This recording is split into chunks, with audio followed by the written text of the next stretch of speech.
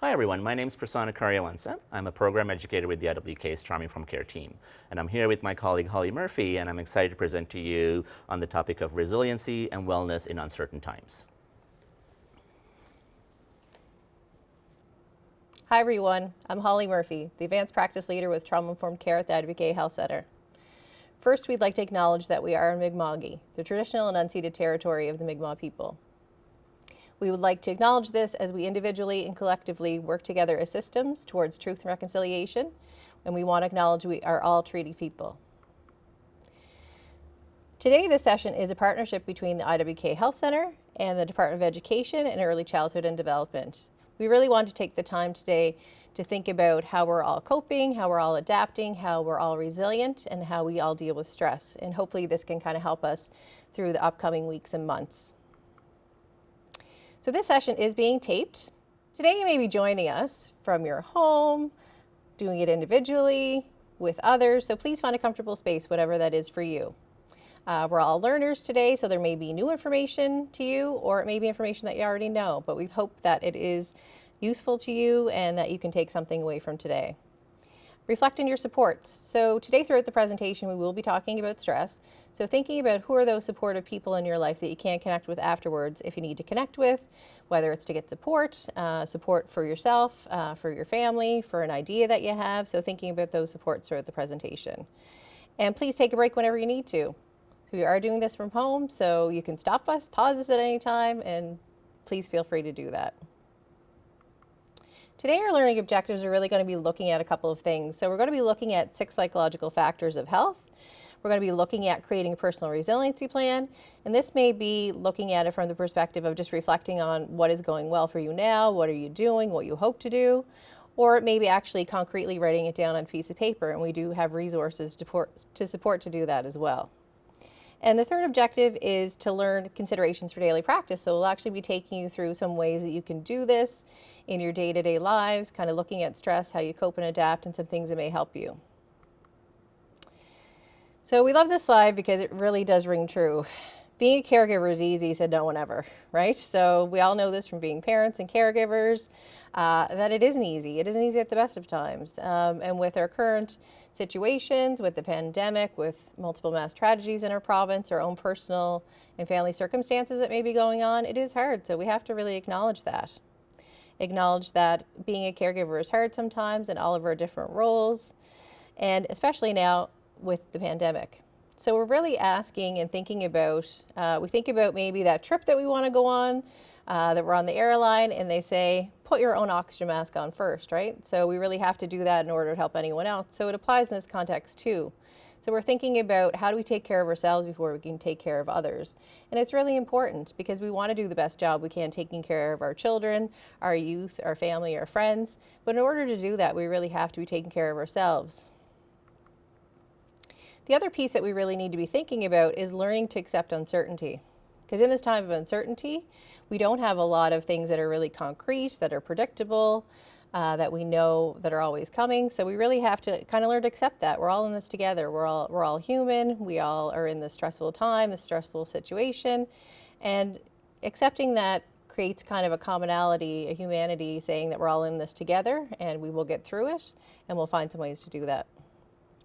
So when we think of stressors that we have in our lives, we often try to think of it in ways that are helpful. So thinking about the stressor we might have, is that in our control to change? So it may be in our control to change, and if it is, that might be hard work.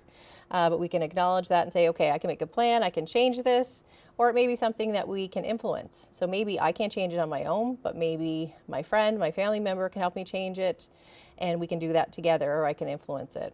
Or maybe it's something that I can't control or influence. So how do I think about that? Is it something maybe I can't control now, or I can't influence now, maybe later in a couple months time I can, or maybe it's something I can never control. So what am I spending my time on? Am I spending my time on thinking about and worrying about things I can't control, or spending time on things that I can control and influence? So that's what we're going to be talking about today. So focusing on, again, things we can't control, advocating for things we can influence, and accepting things that we can't control or influence. So we're going to look at these 6 pie pieces here and things we may be able to control or influence, so focusing on that today.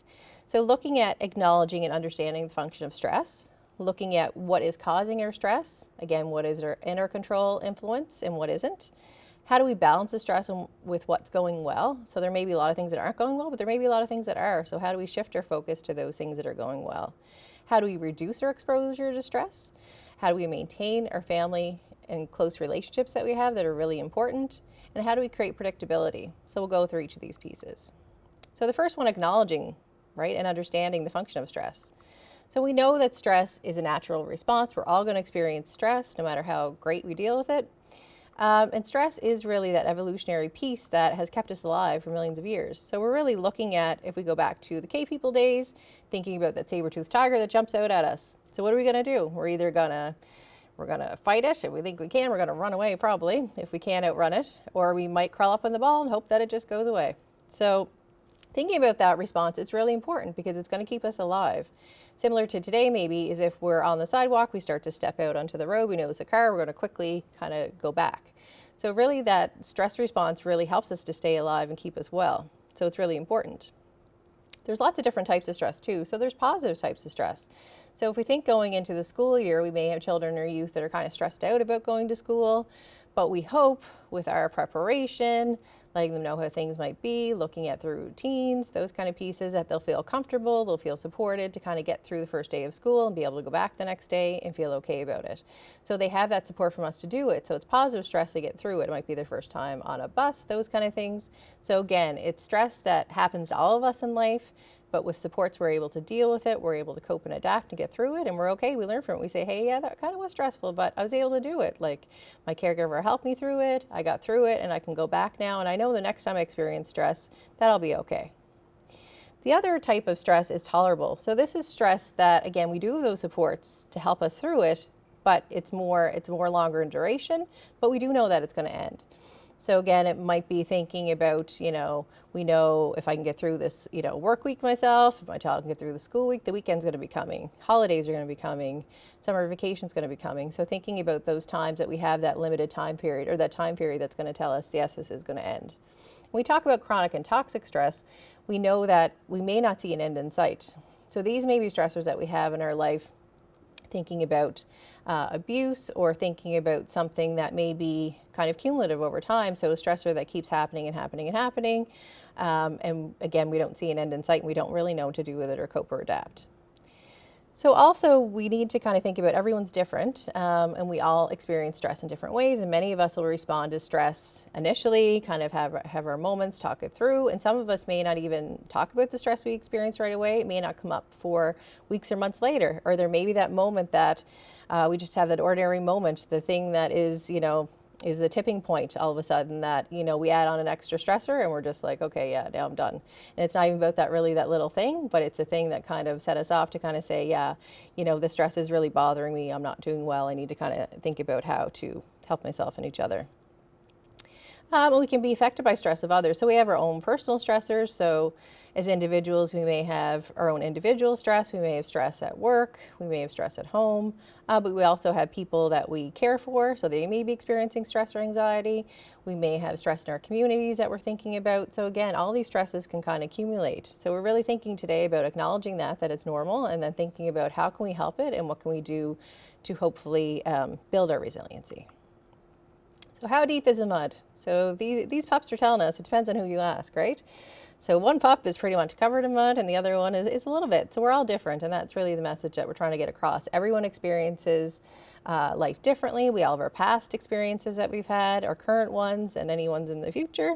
And we all go through things differently, and that's okay. But we just have to acknowledge that and kind of say, okay, I've had a lot of stressors happening right now. I need some extra support, and that's okay. And someone else may experience, the same stress next to us. And we're like, wow, they're doing really well. But they may have different things that they kind of figured out, supports and so on. So again, it's okay. Whatever you're experiencing is okay. So the next piece is understanding what is causing the stress and assess what's in your control and what's not, again, and try to reduce that. So as we talked about, looking at the different types of stress, so if we take our stressors and say, okay, this one's a positive stress, is that in my control, is it not? Do we have a tolerable stress? Again, looking at that, and chronic stress, and kind of saying, is it worth my time working on it? Is it something I even want to work on? Maybe it's not. Maybe it's a focus that, I'm just not ready. I got enough on my plate. Today's not the day to do that. I'm going to take on this stressor and try to make a plan for it. So again, looking at it from those categories can help, and also looking at it from what we control can also help us to kind of figure it out. And acceptance. So that's a big thing. So it says here, acceptance is a simple recognition of the truth that this is the way things are in the moment. And sometimes acceptance is hard. There are a lot of things that are happening in our world right now that are hard to accept.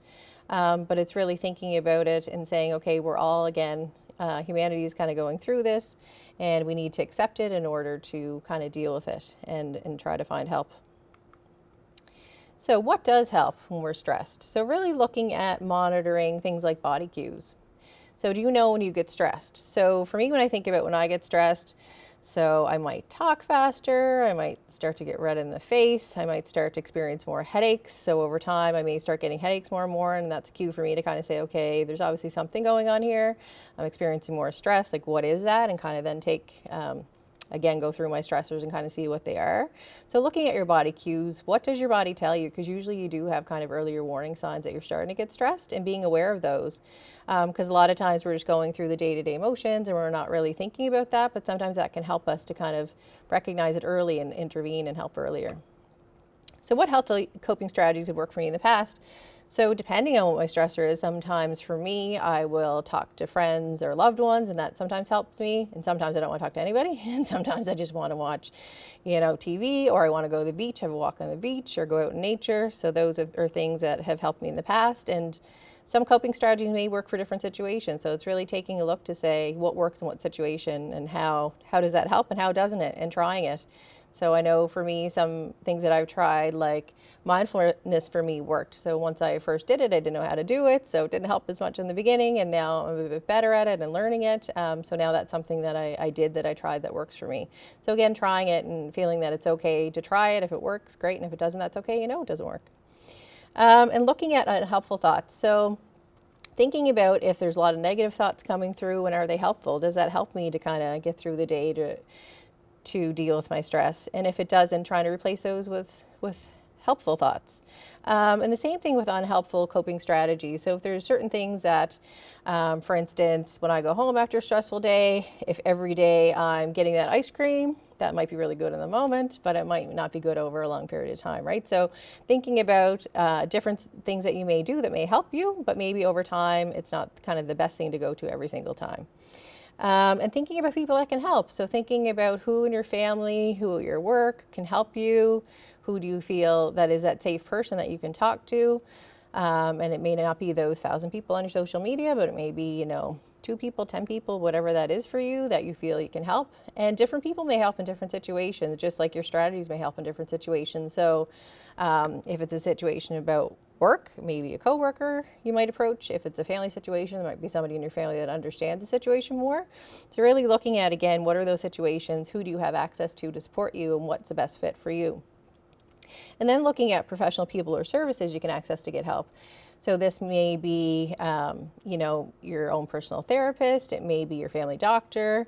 It may be someone who, clergy, someone that you want to talk to that you feel has that professional lens that can also help you. So really looking at, again, it's really taking almost like a proactive approach when you're calm, cool, and collected, and kind of going through these and saying, okay, what do I do? Because a lot of times we don't take the time to kind of sit down. We might be looking at others and seeing what they're doing, but we don't often take the time to say, how am I doing, right? Like, I'm just kind of going through the motions here day to day, but really stepping back and saying, how am I doing? And that I mean enough to do this. I'm valuable. I need to do this to take care of myself and everyone else. So looking at this and trying to figure out what works for you. Another big thing that you can do is movement. So really looking at when you're stressed out, kind of, again, moving, whether it's giving yourself a shake, going for a run, whatever it is. And I know depending on your kind of schedules between family responsibilities and work responsibilities, kind of looking at how you can kind of put that in there. We know also from research that turning up the corners of your mouth, even though it might seem awkward if we kind of smile even if we don't want to, it kind of gives your brain that sense of like, okay, like I'll start to release some endorphins. I'm going to start to feel a bit happier. So that can kind of help us out. And dancing, You can dance now. I can't see you. It's all good. You can dance, you can stretch, walk, take the stairs, whatever it does to kind of get your body kind of moving, regulated. And oftentimes when we're moving, if you think of doing a sport or being outside in nature, we're often just focused on that, right? So we're not focused on kind of the stressors, those kind of things. So it gives our body and our brain an opportunity to kind of relax and kind of be in that moment and just be present.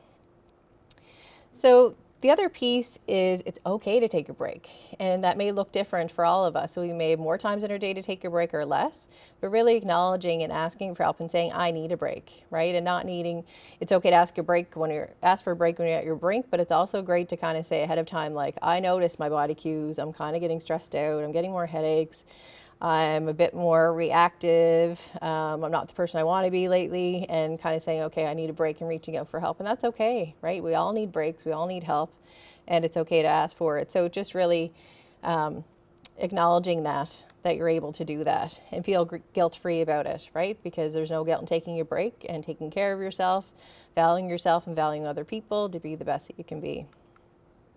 Another strategy that you can do is looking at mindfulness. So it could be, taking mindfulness courses. There's a lot online now that are available, some of them for free. It could be just as this person in this horse, the person is thinking of everything, I think they have money there, thinking of bills, maybe their car repairs, what they're eating for supper, what they're doing. And the horse is like, I'm looking at the sun, I'm looking at the trees, I'm just looking at what's in front of me and I'm taking it in. And we all wish we could be the horse, right? And kind of do that.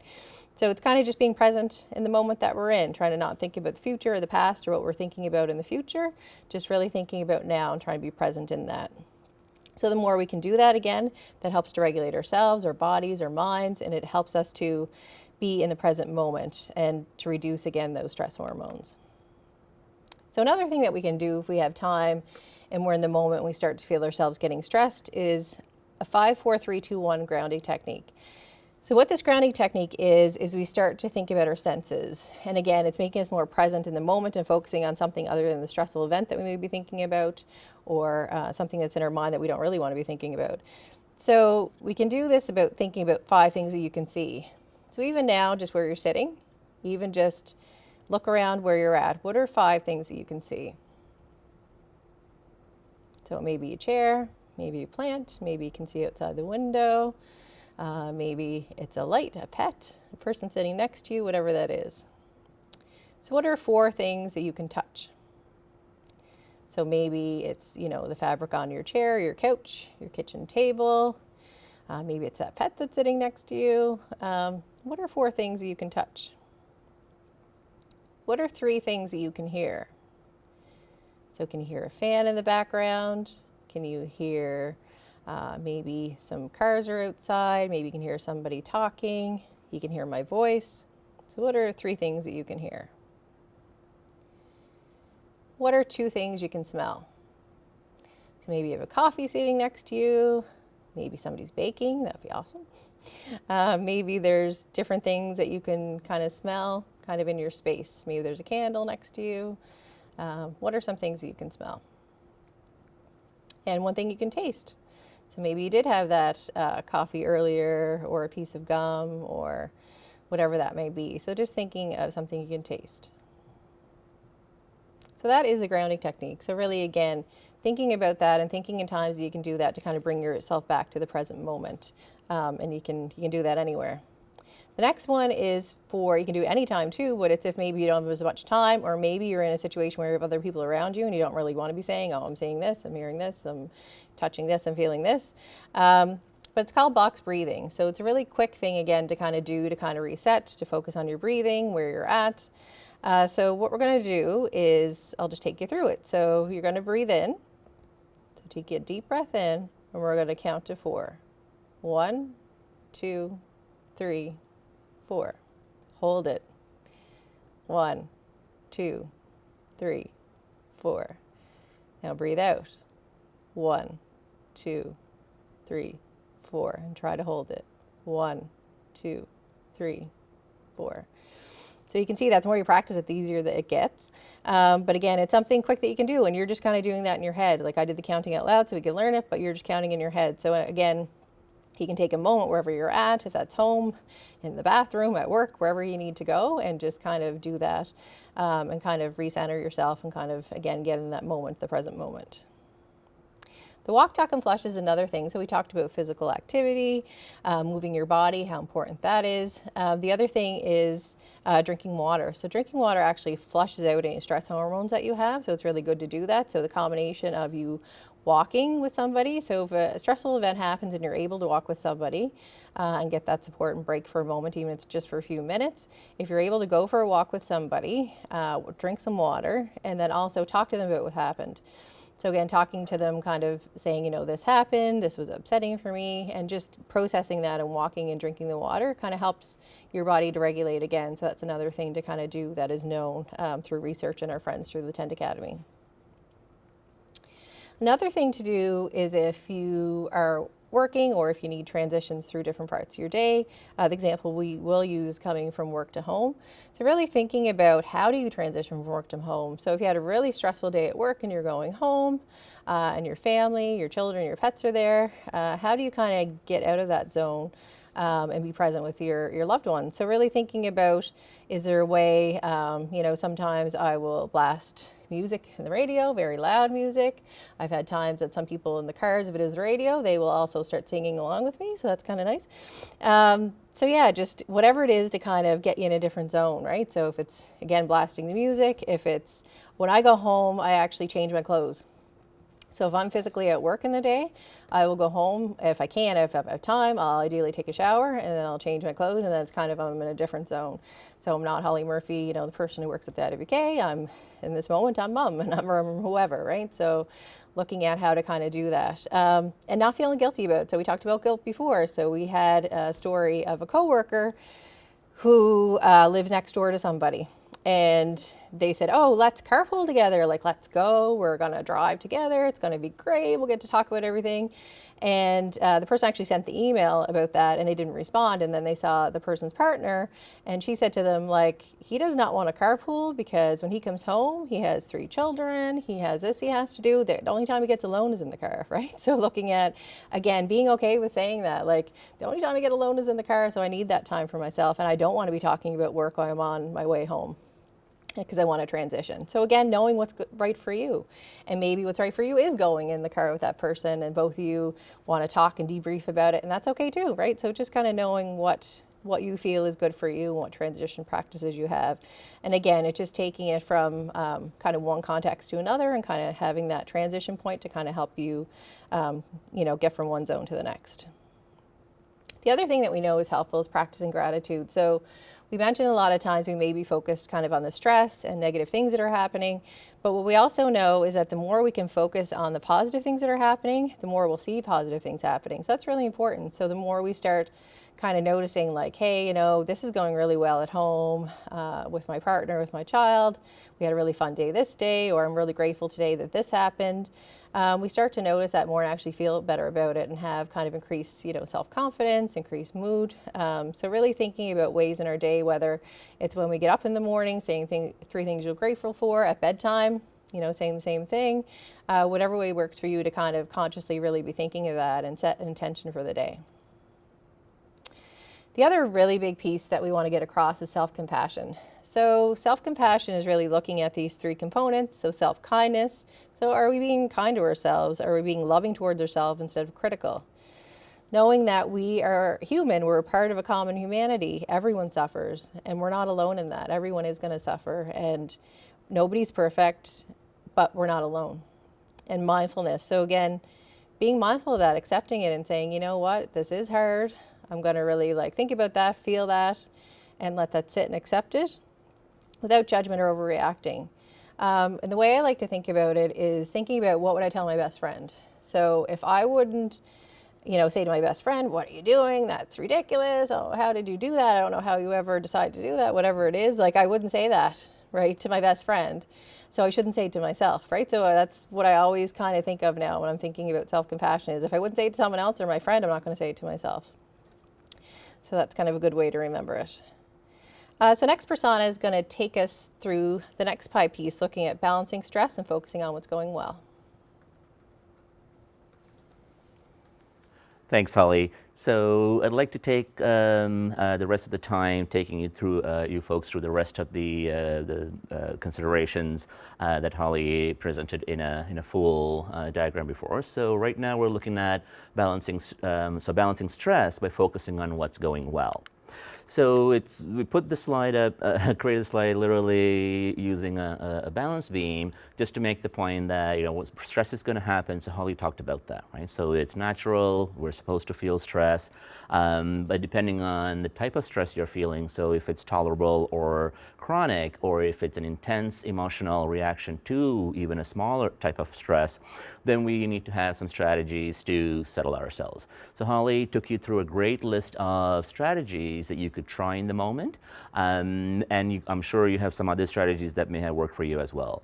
But with this idea of balancing stress with what's going well, what we want you to think about is a slide Holly had on gratitude and acceptance, right? So if you're feeling like, right, this is overwhelming, the stress isn't going away, take a pause, take a moment to breathe. So you can use the strategy that Holly talked about. So start with the box breathing and or the 5, 4, 3, 2, 1 grounding strategy. And then you can remind yourself about, right, despite everything that's happening, despite all the things that are not in my control, what is in my control and what is actually going well.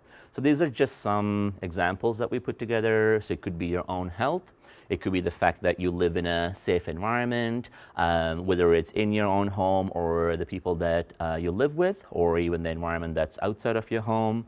It could be your family, right? So for family, I don't want you to think about your biological family. It could be whoever you consider family, right? Or a loved one that's close to you.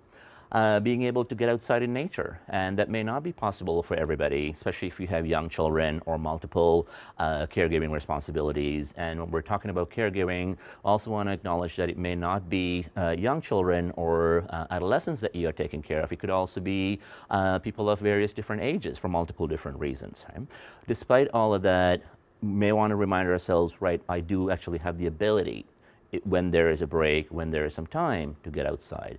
I know the picture looks beautiful. It's this person with their dog looking off into some sort of a fjord or something. It doesn't have to be that picturesque. If you can, lovely. If not, even getting outside of your home is a great thing to do.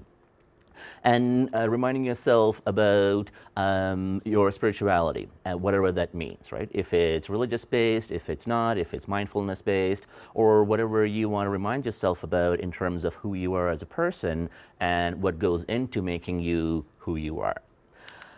The next thing we want to talk about in terms of things to consider for strategies is to assess the amount of stress you're exposed to that you can't avoid, right?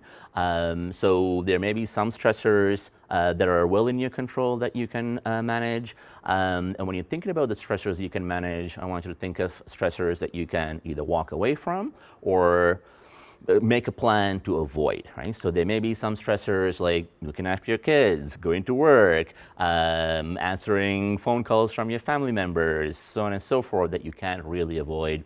But outside of that, there may be lots of things that are in your control that you can get rid of, right? So these are just, again, some examples. And at the top of the list is social media or any type of electronic usage. And the reason we start with that is because anytime you're looking at a screen, like you're right now, our brain gets activated, right? So anytime you're awake or from the time you wake up and your eyes are open and you're conscious, the brain is receiving stimuli and information. And, so we need to get through the day. We can't walk around with our eyes closed. We need our senses to work for us. And the recognition then is, if the brain's already activated, well, can we take away use of electronics, right? So yes, check your phone for a text. If it's not something you need to dwell on, put it away. Or maybe if it's a response that's going to take a little bit of time, maybe think about a time that you can do that other than in the moment. Watching TV. So if you do have children, other people that you care for, TV and electronic usage may be part of your daily plan. I remember when my children were younger, that was absolutely part of the daily plan, because you can't program children and other people to do physical activity every single minute of the day. So if you are having to use electronic time, just be mindful of what it is and what you're actually watching. Right? So for yourself, if you are having to watch electronic device on your own, so now I'm not talking about with your children or other people you care for, on your own, pardon me, think about, is this something I need to watch, right? So if it's the news, think, well, did I already hear this piece of news? And has something changed since the last time I heard this news? If you watched news on the TV, do I need to then see my Facebook update or other social media updates as well? So it's just a matter of thinking about, right, if I already have the knowledge, do I need to expose myself to additional electronic time?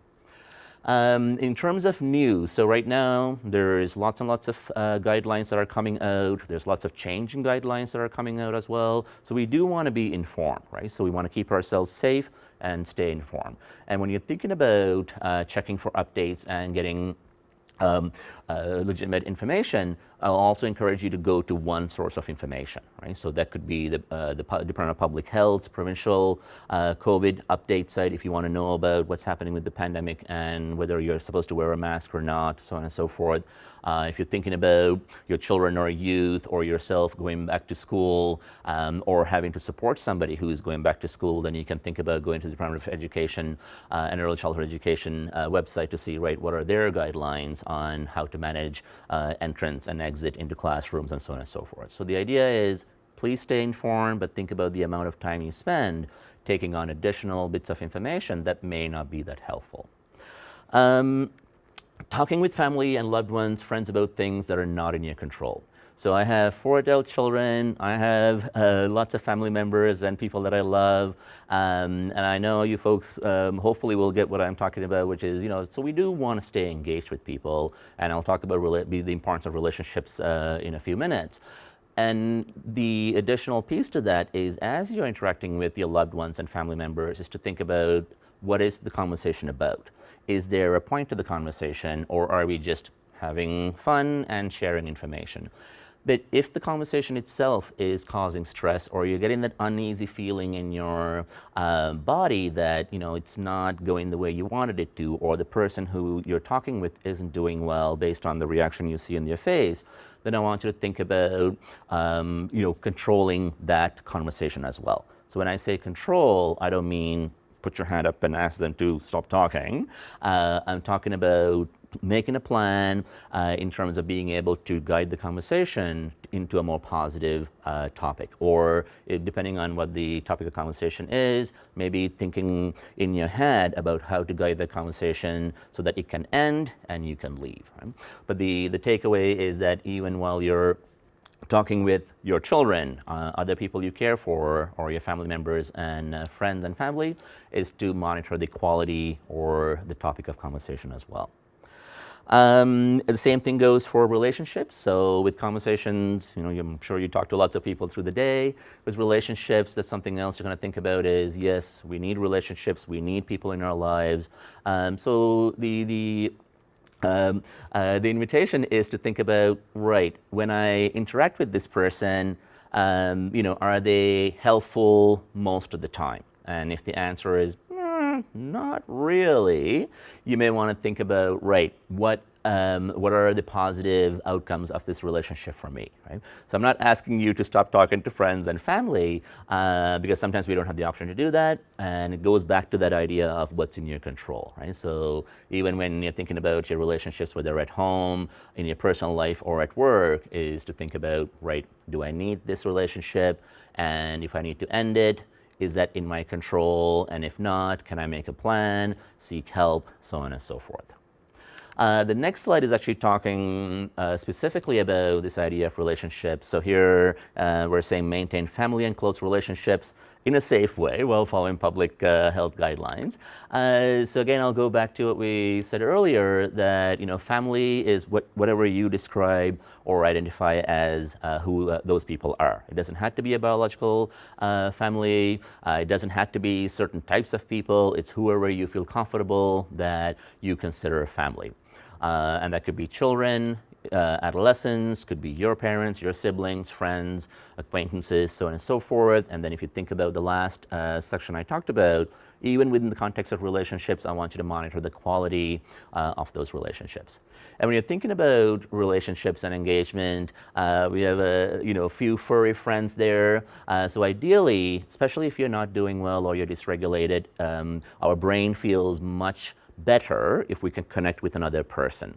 And if you don't have another person to connect with and you have a pet, that's just as calming in the absence of a person, right? So person's the first choice, and if you happen to have a pet or you have access to an animal or a pet, that will also help your brain to regulate and settle.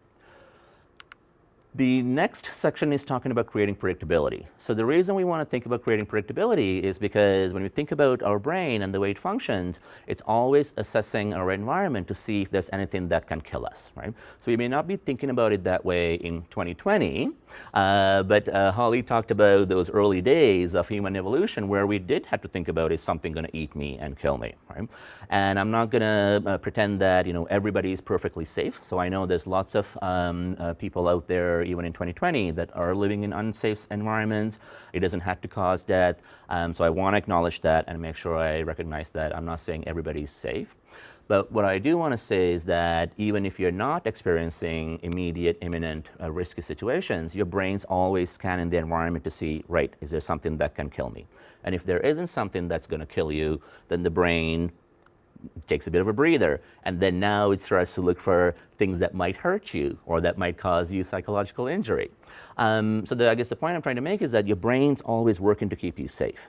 And so what we want to do is to help the brain out by making sure it knows what's coming next, right? So if you're going into an unfamiliar situation, so it's the first time you're going to a mall, let's say, right? So you need to buy some school supplies, or you need to get some new shoes, or whatever it is, and you're not really sure what the specific COVID rules are for that store, then what we want to do is to think about, what do I already know about operating in a pandemic, right? So what we know is, right, get a mask, put a mask on, or at least have a mask. And then beyond that, if you don't know what the superstore is going to make you do versus Walmart, that's okay. So that's that acceptance that Holly talked about, right? So what we want you to do then is to think about, okay, plan for the uncertainty, but absolutely make sure you control as much as possible what you already know about those guidelines. So that was just an example around creating predictability. So here, the other thing to draw your attention to is, I'd say, is predictability can, in quotes, because what we know is that you can have the best plan possible, and then the plan falls apart, not because it's your fault, but just because there are other circumstances or situations that came along. So we're not saying just because you make a plan, you're going to be stress-free. What we're saying is making a plan and thinking ahead about what might happen will absolutely help your brain. The other thing to consider when you're thinking about planning ahead is to intentionally and deliberately plan things out. And when you're thinking about your own stress level and wellness, something that I'll encourage you to do is to actually schedule time in for yourself, right? So I had to do that when my own children were younger, and I was juggling my family and work, and I was in school for part of that time period as well. And really, if I thought about myself, there really wasn't any time in 24 hours of the day for me to take care of myself, until I had to. And then all of a sudden, right, I prioritized my health, my lifestyle, so on and so forth, because I had to.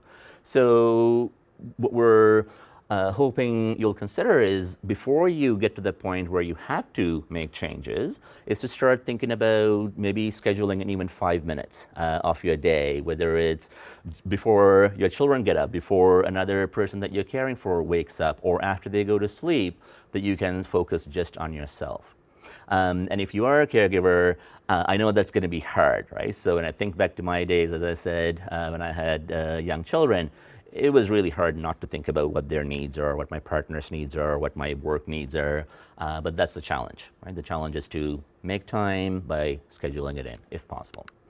The other things I already talked about in terms of, right, if you've been to Superstore, you know those rules, and now you're going into a Walmart, you don't know those rules. What you know for sure is There are going to be some sort of rules, right, or guidelines. So plan for that uncertainty. So we really like this quote, which is, uncertainty is the only certainty, right? So if you don't know something, at least you know that amount, right? You know that you don't know that piece of information, so you can make a plan around it.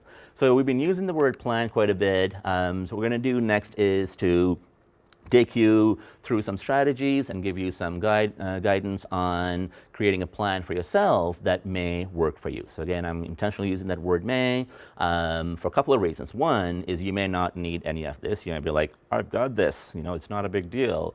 And then maybe others of you that are listening to this session going, none of the strategies you've talked about work for me. Right? So you want to acknowledge that and say that you're smart, bright people, and what we want you to do is start with what you know works for you. Right? So that's the most important thing. What works for you, and then start building from there. So if you're thinking about what works for you, the first thing to think about is, so go back to what Holly talked about earlier, which is what are you grateful for? And then we've broken it down by in your personal life and in your work life. And the other column is looking at things that bring me joy. So there is a difference between what you're grateful for and things that bring you joy. And the best way that I found to explain what joy is, it's not the meaning of the word joy or things that bring me joy, but I want you to remember a time when you were so happy and joyful, and try to remember what that internal feeling was like. Right? And if you do have young children or you've been around young children, I want you to picture a toddler that's so excited that they're literally shaking, their skin's color may be changing, and they're buzzing, they're literally buzzing, and they might start dancing and jumping. So I want you to think back to your toddler days, if you can, or even the last time you felt true joy, and think it's not, right, when I ate my favorite ice cream, I was happy. I want you to think about that internal feeling of being happy and joyful. The grid on the bottom is talking about getting you to think about some things that, again, right? So Holly went through these items already, and the reason we want to go back to it is to get you to think about, who the people are that can help you. What are your body cues when you start to get happy, sad, mad? So think about what happens to your body first, what happens just before you get to that most dysregulated state, whether it's positive or negative, and then what helps you to become regulated or to settle down or feel calm when you reach a certain point. In the bottom row, it's also talking about professional people and services I can access to get help. So that doesn't mean just a nurse practitioner or a walk-in clinic or a doctor all the time, unless that's what's needed, right? So I know you know what your needs are, so you'll have to match your needs with an appropriate care provider.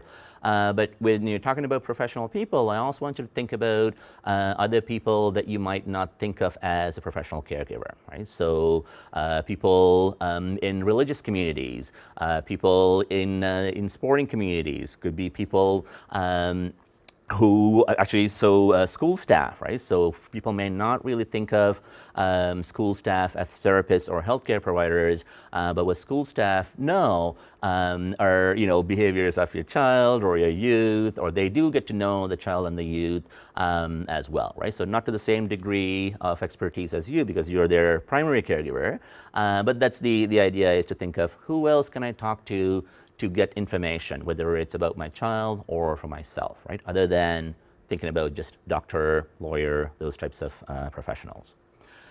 The next thing to consider is when you're looking at all of these strategies and thinking about, right, what do I do first, when do I do it, is to break it down into small chunks of time.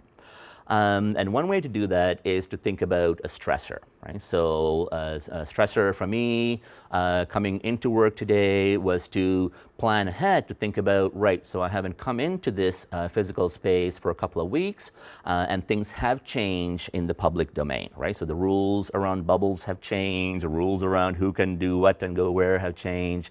So part of the planning I had to do was to literally think about, what time do I need to leave home today to make sure I get here on time? Right?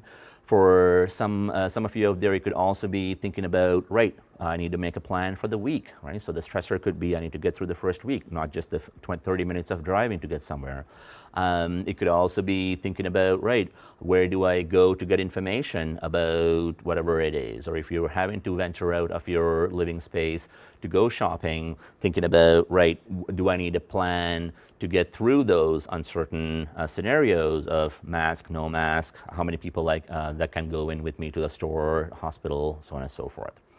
So the point is, it doesn't have to be a big thing. It can be a very small thing, and the duration of time also doesn't have to be big. It can be small chunks of time. So think about it in terms of what can you do before the stressor comes along or starts? What can you do during the stressor, so while you're in it, to stay regulated, to make sure that you can be your best self? And then after that event is over, what are some things you can do in the moment and plan ahead so that you don't have to think about, oh no, so that just happened, now what, right? So I want to go back to something I said earlier, which is you can make the best possible plan, and that might not work at all, right? So if you do the before, you plan for the during, and then as you're going through the during, it falls apart, not a problem, because I know you're going to have the ability to kind of roll with it and do what you need to do. And so when you get to the after part, what that means is you're saying, okay, well, I need to tweak the plan, I need to try some different strategies, or maybe what you do at that point is acceptance, right? To say, I planned for every possible outcome, and it still happened, and that's okay, because we can't control everything. So in terms of putting things down on paper, Holly talked about it a little bit earlier, and then I talked about it as well. So put down things that you're good at, your body cues, people that can help you, things that have worked for you in the past. And the idea with this grid is the gray column, so the one on the far left, says potential stressors, right? So this is where you can list, remember, it can be small stressors, big stressors, time-dependent stressors or not. And then in the pink column, think about how you can prepare for it. In the blue column, think of what things you can do in the moment as you're going through that event. And in the green column, on the last column, you're going to think about things you can do for yourself after that event is over. And when you're populating that grid, if you decide to do this, some people say, oh, I've got this, I don't need to write it down on paper, and that's totally okay. But regardless of how you structure this, the main thing is whatever you put in each of those columns and each of those boxes have to be in your control, right? Because if you pick something that's not in your control, then even in this planning phase, you may start to experience an additional stress, right? So make sure it's always in your control. The other thing I want to mention here is that when you're planning, so I don't know about you folks, it definitely happens to me at times, is that I can get caught up in the planning itself, right? And then I start worrying about, oh no, I need to find the time for the bus. And then I start thinking about, right, but I need to buy a bus pass. Right, where can I buy a bus pass? So there may be multiple different trajectories that your mind goes in. And if that starts to happen, you can go back to some of the strategies Holly talked about, which is the box breathing, right? So counting in sets of 4. You can think about the grounding techniques of the 5, 4, 3, 2, 1. You can do some visualization, mindfulness to bring yourself back to the here and now. And then think, right, there are all those unknowns, but right now I just need to plan my bus route, right? So that's an example, hopefully that makes sense, just to make the point that for some people, even planning may be stressful, right? And that's not the intention here. We don't want to stress you out with the planning. What we want to do is to give you a structure to hopefully make it easy. So in the next couple of slides, what we're going to do is to give you a summary of some of the things that Holly's already talked about. But it's just kind of chunked up into the 3. So, before, during, and after, starting with, refer to your personal strategies. So that's what works for you, what causes you stress, who are your go-to people, who are the professional people, so on and so forth. Scheduling social time. So if you're thinking about even your child or youth going back to school, or maybe you going back to work yourself, is to think about, right, I need to plan some time to connect with people, right? So if you are caring for people, whether it's children, youth, or adults, that's social engagement, right? But what I'm talking about is, again, that quality, right? So it's not that, your children and the adults you might be caring for, that you don't have quality relationships, but I want you to think about setting aside some time for you to have a calming conversation or a fun conversation that has nothing to do with caregiving or workplace guidelines or the stress of remembering so many sanitization rules or so on and so forth from public health. You see here, identify at least one thing that brings you joy and you're grateful for, and scheduling time for physical activity in nature after your day. So if you're in a caregiving role, that may be difficult, right? So in terms of creating time for physical activity, so ideally it's in nature, but if you have to be at home because you have children and you can't leave them alone, or you're caring for another person and you can't leave them alone, think about things you can do even in your living space, right? So maybe it's a matter of, if you're comfortable, finding a video and dancing along to it, finding a video, doing some yoga to it, along with it. Or it could just be intentionally or purposefully doing some physical activity rather than just resting and relaxing. And then always going back to the default, which is if you need rest and relaxation in that moment, prioritize that. But ideally, we want to make sure that we're moving our bodies. Breathing intentionally and deeply. So yes, we're breathing all the time, but what we want to be doing is thinking about that box breathing, or making sure that we're breathing fully so that our diaphragm moves and our lungs get full of air. In terms of D-rings, we talked about a lot of these already. The only thing that I want to draw your attention to that Holly talked about is drinking water whenever possible. And this may be something that you may need to schedule, right? So making sure you have a bottle of water or something you can put water in, so you don't have to worry about buying a drink or going into a store and worrying about touching things and so on and so forth.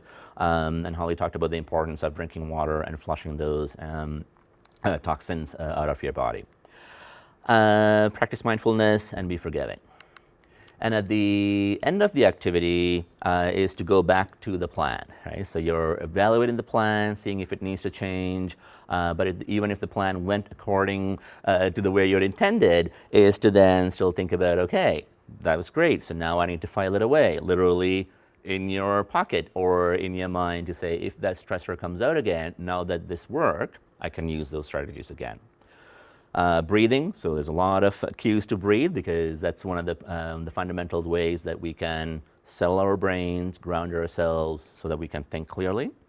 And then towards the middle there, it says, depending on the day, give yourself a break and take it easy. So I'm sure you don't need to be told how to do that, but I know when my children were younger, there were days when I was feeling like, okay, there's not enough time in the day, I need to get 5 things done, and then when I actually stopped to think about it, those things really didn't need to get done, right? So if you're feeling really dysregulated or stressed out, think, even if you have made a plan, think, do I really need to do that? Can I call and cancel, let's say, a walk with your friend, right? So after I said, socialize, think maybe today is not the time to connect with a friend and go for a walk, right? So the idea is, even if you've made a plan, assess the plan in an ongoing way and make sure that you're taking it easy on yourself. So in terms of wrapping things up, I just want to draw your attention to some key messages. The first is starting with you and thinking about the fact that we're all human beings, which means we're all going to experience stress, and because we're human beings, we're bound to experience suffering, right? So stress and suffering they're on a continuum, but if you're thinking about humanity, as Holly said, we know human beings experience suffering, so we want to be focusing on is acceptance. So when I say acceptance, you don't have to like it, you just need to acknowledge it and say, right, this is what I'm going through right now, and be okay with that. And then go to self-kindness, self-love, self-compassion, saying, right, this really sucks, that's okay. This is awful, that's okay, because regardless of the feeling that you have, whether it's emotionally or physically, that is the right thing for you to feel, right? So don't ever feel guilty about what you're feeling or you're thinking, and that's an example of being self-compassionate, right? Is acceptance and saying, I shouldn't think about this, and it's okay if I'm thinking about it right now. And then after you take a mindful approach to it in terms of acceptance, is to then start evaluating if the stressor is actually something that you can control, right? So Holly talked about, do you have time to deal with this stressor? Do you have the energy to deal with this stressor? And if the answer is yes, then thinking about, okay, is this stressor actually in my control? Or is it not? And then if it's not, accept it and then moving on. If it is something that you can control and you're thinking, yep, I think I can make a plan, but I'm not sure how it's going to go, that's when you can think about going to those grids, thinking about mapping things out. And the last little graphic there is there to remind you to think about chunking things up. And remember, when I say chunking, it can be 5-minute stressor that you anticipate or you know might be coming, or it could be a day-long stressor, or it could be a week-long stressor. But the idea is it doesn't have to be a broad, overarching goal. In terms of resources, so there's lots and lots of self-care resources out there, and what I'll get you to do is, unless you have a well-established list of strategies that work for you, is to think of things that work for you, right? So you can Google stuff, you can buy books, you can get self-help strategies, worksheets. There's so many things out there, but the biggest thing is to make sure it works for you. So because there's so much information out there, we didn't want to give you just a screen full of resources, because we know there's an endless number of strategies that work for different people. However, in terms of giving you a central place to go to, so the first website is the Nova Scotia Health Authority's public website. And so that has information in terms of health and healthcare. So we thought, okay, we'll give you that website at least, because we're presenting this session in the context of wellness and from a perspective of Department of Health. The second website is actually a web page from the main website around stress. So that website or web page has some strategies that Holly and I would have already talked about, as well as some adult-specific resources and self-help tools that may be helpful. So I'm not saying it will be, but it may be helpful. And if you do have any questions, or if you're wondering, are there any strategies or things I can think for my child or you, then there's the IWK public website as well. Right? And for those of you that are interested, the second half of the slide gives you some of the references from where Holly and I got the information to put this session together. So that's the end of the session. So I'd just like to invite Holly back up as well, just to end things off. So as we said, the topic was resiliency and wellness in uncertain times. And we know that there's a lot of uncertainty for all of us, not just caregivers, but for all of us. But we do want to thank you for being a caregiver, acknowledge that you're doing a great job already, and wish you all the best.